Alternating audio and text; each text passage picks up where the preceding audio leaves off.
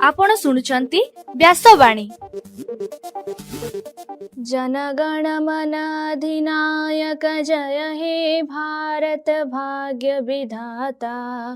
पंजाब सिंधु गुजरात मराठा द्राविड उत्कल बंग। विंध्य हिमाचल यमुना गंगा उच्छल जलधि तरंग। तब शुभ नामे जागे तब शुभ आशीष मागे। गाए तब जय गाथा जनगण मंगलदायक जय हे भारत भाग्य विधाता।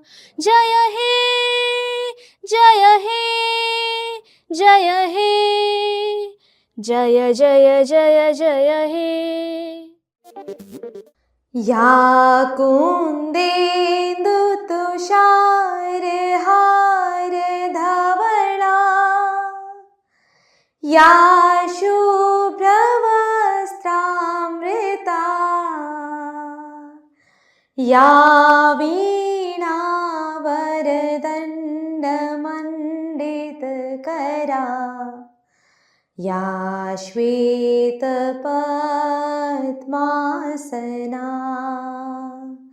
या ब्रह्मा श्रुत शंकर प्रभृति देवै सदा वंदिता। सा मां पातु सरस्वती भगवती। निशेष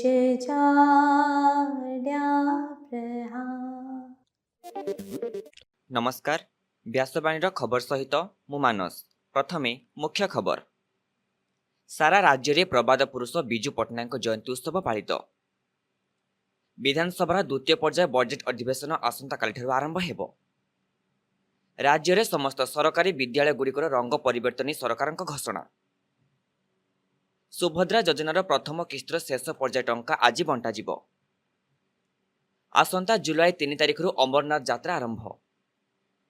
अमेरिका राष्ट्रपति डोनाल्ड ट्रम्प विभिन्न राष्ट्र उपरे आमदानी शुल्क लागू कले। दक्षिण आफ्रिका को सेमिफाइनाल हराइला न्यूजीलैंड। चैंपियन ट्रॉफीर फाइनाल खेल भारत और न्यूजीलैंड मध्य आसंता रविवार अनुष्ठित हेबो। एवं सारा राज्य में ग्रीष्म प्रवाह जारी, आगक ताती बढ़िबा नहीं पूर्वानुमान कला आंचलिक पाणीपाग विज्ञान केन्द्र। वर्तमान संपूर्ण खबर। राज्य में गतकाली प्रबाद पुरुष बिजू पट्टनायक जन्म जयंती पालन करा जायछि। भुवनेश्वर जयदेव भवन ठारे गतकाली महान जननायक बिजू पट्टनायक राज्यस्तरीय जयंती समारोह जोगदे मुख्यमंत्री कहिसेंति उत्कर्ष ओडिशा कनक्लेव 17 कोटी टंका पुंजीनिवेश करा जायछि।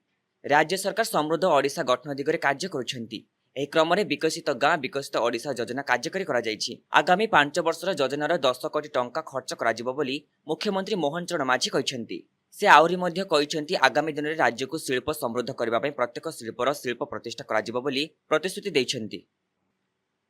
राज्य विधानसभा द्वितीय पर्याय बजेट अधिवेशन आसंता कालिठारु आरंभ होई एप्रिल मास 5 तारिख पर्यंत चलिबो। एही अधिवेशन काल खर्च दाबी उपरे आलोचना सहित व्यय मंजूरी विधेयक बिल पारित हेबो। सूचना अनुसार सप्तदश विधानसभा प्रथम पर्याय अधिवेशन गत फेब्रुआरी मास 13 तारिखରୁ 21 तारिख पर्यंत चलिथिला। एथिरे सरकार 2025-26 आर्थिक वर्ष पई 2,90,000 कोटी टंकार बजेट उपस्थापन करथिले। एणिकी राज्य में समस्त सरकारी विद्यालय रंग गेरुआ हेबानी समस्त जिलापालଙ୍କୁ निर्देश दिया जायछि। विद्यालय कठा रंग बदलाइबाकू विद्यालय गणशिक्षा विभाग पक्षरु निष्पत्ति निया जायछि। ए संक्रांत रे असेपा राज्य प्रकल्प निर्देशिका अनन्या दास समस्त जिलापालଙ୍କ अवगति पई निर्देशनामा जारी करिसेंति।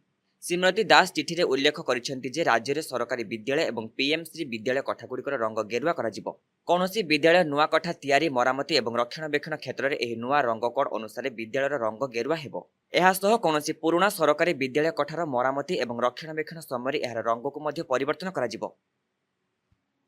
आज राज्य में सुभद्रा योजनार प्रथम किस्तर पंचम पर्याय अर्थराशि प्रदान कराजिबो। एही योजन 2,30,000 अधिक नूतन हिताधिकारी 115 कोटी ऊर्ध्व टंकार आर्थिक सहायता प्रदान कराजिबो। सेहिभଳି आसंता शनिवार अंतर्जातीय महिला दिवस रे सुभद्रा योजनार द्वितीय किस्ती सहायता राशि प्रदान कराजिबो बोली उपमुख्यमंत्री प्रभाती परिडा कहिसेंति। ଆମେରିକା ରାଷ୍ଟ୍ରପତି ଡୋନାଲ୍ଡ ଟ୍ରମ୍ପ ଗତକାଲି ମେକ୍ସିକୋ, କାନାଡା ଏବଂ ଚୀନ ଉପରେ ବାଣିଜ୍ୟ ଶୁଳ୍କ ଲଗାଇଛନ୍ତି। ମେକ୍ସିକୋ, କାନାଡା ଉପରେ 25% ଶୁଳ୍କ ଲାଗୁ କରାଯିବା ବେଳେ ଚୀନ ଉପରେ 20% ଶୁଳ୍କ ଲାଗୁ କରାଯାଇଛି। ପ୍ରତିବାଦରେ ତିନୋଟି ଯାକ ଦେଶ ଆମେରିକା ଉପରେ ପାଲଟା ଶୁଳ୍କ ଲଗାଇଛନ୍ତି। ଆସନ୍ତା ଏପ୍ରିଲ ମାସ 2 ତାରିଖ ଆମେରିକା ଦ୍ୱିତୀୟ ପର୍ଯ୍ୟାୟ ଶୁଳ୍କ ଲଗାଇବାକୁ ଥିବା ବେଳେ ଭାରତ ଏଥିରେ ପ୍ରଭାବିତ ହେବାର ଆଶଙ୍କା ରହିଛି। ତଥାପି ଏହି ଶୁଳ୍କ ଲାଗିଲେ ଭାରତ ବିଶେଷ ଭାବେ ପ୍ରଭାବିତ ହେବ ନାହିଁ ବୋଲି ବୈଦେଶିକମାନେ ଆକଳନ କରିଥିବା ବେଳେ କେବଳ ଖାଦ୍ୟ, ବୟନ ଓ ଔଷଧ ଶିଳ୍ପ କ୍ଷେତ୍ରରେ ଏହାର ପ୍ରଭାବ ପଡ଼ିପାରେ। ଏହା ସହ ଡଲାର ତୁଳନାରେ ବିନିମୟ ମୁଦ୍ରା ଦୁର୍ବଳ ହେବାର ସମ୍ଭାବନା ରହିଛି। ଗତକାଲି ଆଇସିସି ଦିନିକିଆ କ୍ରିକେଟ ଚାମ୍ପିୟନ ଖେଳରେ ଦ୍ୱିତୀୟ ସେମିଫାଇନାଲରେ ଦକ୍ଷିଣ ଆଫ୍ରିକାକୁ 50 ରନରେ ନ୍ୟୁଜିଲାଣ୍ଡ ପରାସ୍ତ କରିଛି। ରଚିନ ରବୀନ୍ଦ୍ର ଓ କେନ୍ ୱିଲିୟମସନଙ୍କ ଶତକ ବଳରେ ପ୍ରଥମେ ବ୍ୟାଟିଂ କରି ନ୍ୟୁଜିଲାଣ୍ଡ 6 ୱିକେଟରେ 362 ରନ୍ ସଂଗ୍ରହ କରିଥିଲା। ଚାମ୍ପିୟନ୍ସ ଟ୍ରଫି ଇତିହାସରେ ଏହା ସର୍ବାଧିକ ଦଳଗତ ସ୍କୋର ହୋଇଛି। ପରେ ନ୍ୟୁଜିଲାଣ୍ଡର ବାମହାତୀ ସ୍ପିନର ମିଚେଲ ସାଣ୍ଟନର 3ଟି ୱିକେଟ୍ ନେଇ ଦକ୍ଷିଣ ଆଫ୍ରିକାର ମ୍ୟାଚ୍କୁ ବହୁ ପଛରେ ପକାଇଥିଲେ। ସୂଚନା ଅନୁସାରେ 2000 ମସିହାରେ ଚାମ୍ପିୟନ ହୋଇଥିବା ନ୍ୟୁଜିଲାଣ୍ଡ ତୃତୀୟ ଥର ଫାଇନାଲରେ ପ୍ରବେଶ କରିଛି। ରବିବାର ଦୁବାଇରେ ଭାରତ ନ୍ୟୁଜିଲାଣ୍ଡ ମଧ୍ୟରେ ଫାଇନାଲ ମ୍ୟାଚ୍ ଖେଳାଯିବ। ବର୍ତ୍ତମାନ ପାଣିପାଗ ଖବର। ରାଜ୍ୟରେ ତାପମାତ୍ରା ବୃଦ୍ଧି ପାଇବାରେ ଲାଗିଛି। ଗତକାଲି ବୌଦ୍ଧ ଜିଲ୍ଲାରେ ଦିନର ସର୍ବୋଚ୍ଚ ତାପମାତ୍ରା 38.8 ଡିଗ୍ରୀ ସେଲସିୟସ୍ ରେକର୍ଡ ହୋଇଥିଲା। ଆସନ୍ତା 3 ଦିନ ମଧ୍ୟରେ ଦିନର ତାପମାତ୍ରା 2ରୁ 3 ଡିଗ୍ରୀ ପର୍ଯ୍ୟନ୍ତ ବୃଦ୍ଧି ପାଇବା ନେଇ ଆଞ୍ଚଳିକ ପାଣିପାଗ ବିଜ୍ଞାନ କେନ୍ଦ୍ର ଆକଳନ କରିଛି। ଏବେ ଆସନ୍ତୁ ଶୁଣିବା ଆଜିର ସ୍ୱାସ୍ଥ୍ୟବାଣୀ। ଏଥିରେ ଶୁଣନ୍ତୁ 40 ବର୍ଷ ବୟସ ପରେ ସୁସ୍ଥ ରହିବେ କିପରି। ଜୀବନର 40 ବର୍ଷ ପୂରଣ କରିନେବା ହୁଏତ ଏକ ମାଇଲ ଖୁଣ୍ଟ ପରି ଲାଗିପାରେ, କିନ୍ତୁ ଏହା ନିଜ ସ୍ୱାସ୍ଥ୍ୟକୁ ପ୍ରାଥମିକତା ଦେବା ପାଇଁ ଏକ ସତର୍କ ଘଣ୍ଟି ସଦୃଶ ଅଟେ। ଏହି ବୟସ ଅତିକ୍ରମ କଲା ପରେ ଆମ ଶରୀରରେ ବିଶେଷ ପରିବର୍ତ୍ତନ ହୁଏ। ମେଟାବଲିଜିମ୍ ସ୍ତର କମିଯିବା ସହିତ ମଧୁମେହ, ହୃଦରୋଗ, ଅଷ୍ଟ୍ରୋପ୍ୟାରୋସିସ୍ ଭଳି ଦୀର୍ଘକାଳୀନ ରୋଗର ବିପଦ ବୃଦ୍ଧି ପାଇଥାଏ।